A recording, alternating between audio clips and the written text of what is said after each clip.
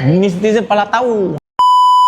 Ayam seko ni better makan dengan family lah. Ramai-ramai buat dah. Seronok sikit kan kita berkumpul sama-sama keluarga, makan sama-sama. Lagi seronok. Okey, jom kita. Alhamdulillah. Panas-panas. Tahu. So ini nampak juicy dia. Okey, alhamdulillah. So kalau ramai-ramai dia seronok sikit tau. Dia akan gini.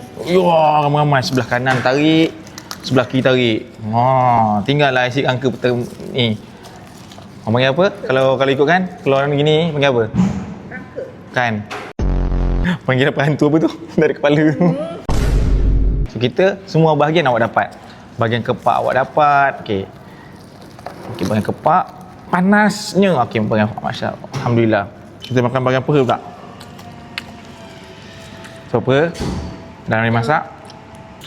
Kita dah makan macam-macam ni. Dia sedap.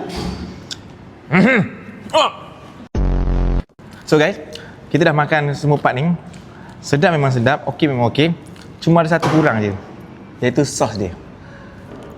Kalau ada sos yang kena ni, memang ngam, makin tambah teruk orang panggil. Mantap dia. So cuba korang suggest sos apa yang sesuai untuk ayam sekok Muiz ni.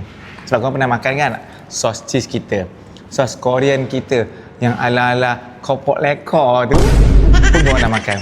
So apa sos yang ketiga untuk Muiz Fried Chicken ni? Cuba komen. Untuk ayam sekok ni saya nak letak nama ASB. Cuba komen apa maksud ASB tu nanti.